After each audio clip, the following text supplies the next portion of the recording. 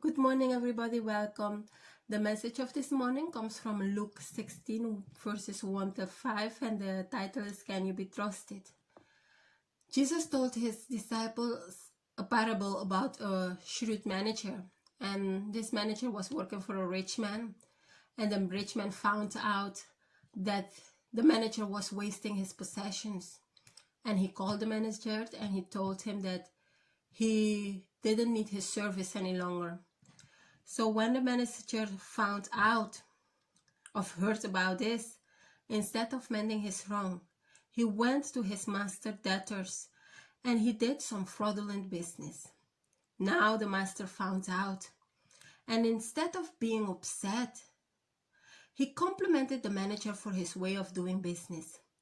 The rich man was happy with the way the manager did business, even though he lost money in this particular case.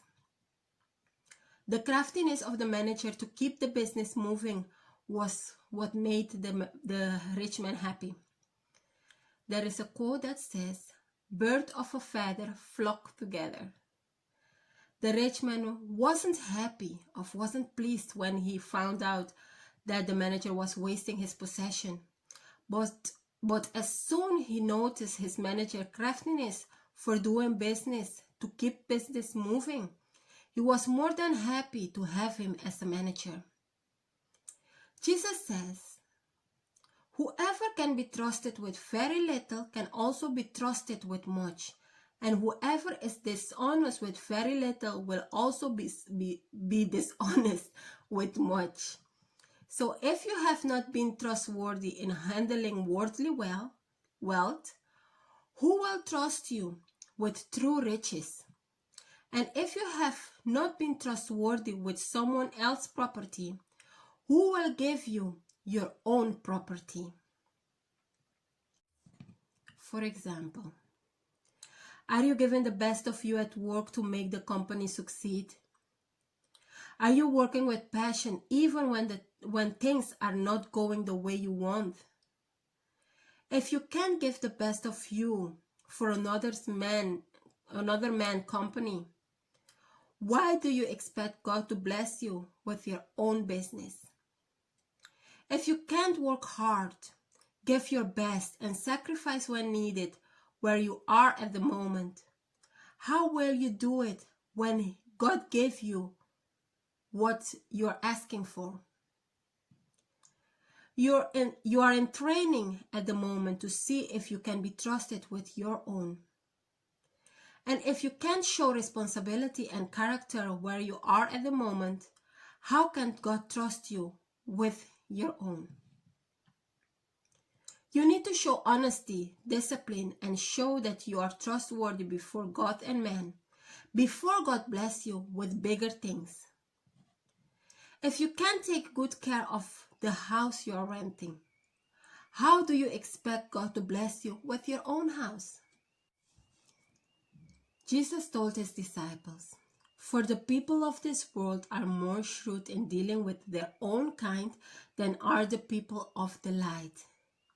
I tell you, use worldly wealth to gain friends for yourselves, so that when it is gone, you will be welcomed into eternal life." Jesus is simply telling us, the way you handle worldly riches will make you attract the right or wrong people towards you. If you are using the riches God entrusts you with for evil and to oppress others, you will attract wrong people, and you can be sure you won't be welcomed into eternal dwellings. But if you are using it to do good, Jesus said, when it is gone, you will be welcomed into eternal dwellings. Some Christians are afraid to possess riches because they think that money is evil, and that once they possess money, they will be more likely to lose eternal life. But that is not what the Bible says, and that's not true.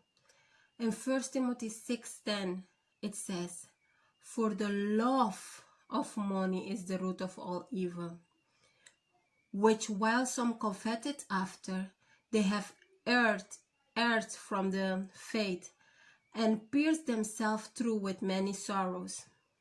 Having money is not evil, and having money won't make you evil.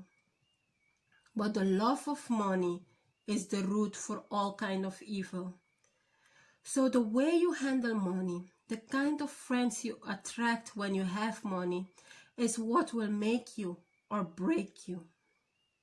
God needs wealthy children to finance the kingdom's work here on earth. So he will bless some people with great wealth to invest to advance the gospel so it can reach the end of the earth. Don't be afraid of having great wealth.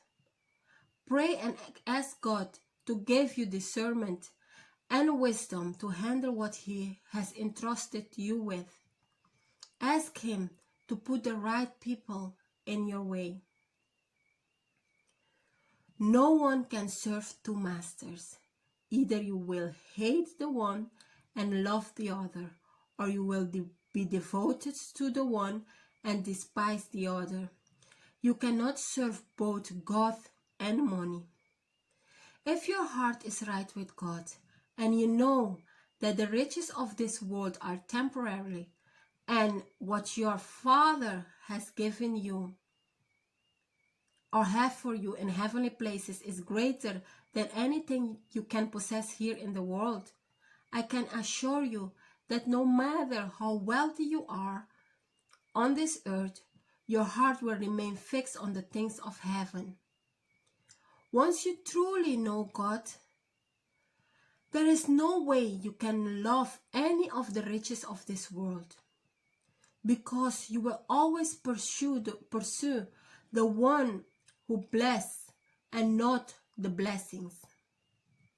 Temptation will come for each one of us in any way and any forms. We won't escape it.